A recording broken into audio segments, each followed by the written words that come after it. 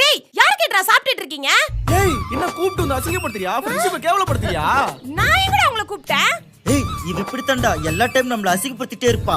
Mummy சொன்னாங்க அப்பயே சௌந்தர்யா கூட போவாத எதுவும் வாங்கி தர மாட்டானே. அது கரெக்ட் தான் மச்சான். அப்படியேடா வந்த? இங்க பாரு மரியாதையா கேக்கான காசு கொடுத்துருங்க. அவன் 750 ரூபாய் நம்ம கேக் தர மாட்டேங்கறான்டா. 750 ரூபாயா? ஏய் அவ்வளவு பெரிய அமௌண்ட்க்கு எங்க போறது? இதெல்லாம் ஒரு வாரத்துக்கு முன்னாடியே சொல்லணும். டேய் எங்க அம்மா கேக் இல்லாம போனா அடிப்பாங்கடா. கேக் கொடுங்க எல்லாம் காசு குடுறா. காசுலாம் இல்ல. வேணா அம்மா கிட்ட இந்த கேக் வேணா குடுத்துறேன். போடி. எங்க மம்மி சொன்னாங்க. டேய் போடா. ஆமாக்கா நைட்டு 12 மணிக்கு நியூ இயருக்கு நம்ம கேக் கட் பண்ணி செலிப்ரேட் பண்ணலாம். இதோ நம்ம சௌந்தர்யா போயிருக்கா கேக் வாங்குறதுக்கு. கேக் வாங்கல போகும்போதே சொன்னா உன் கூட்டாளியை சேர்க்காதுன்ட்டு. ஏய் புருஷனுக்கு வா சொல்ல மாட்டேன் தனியா.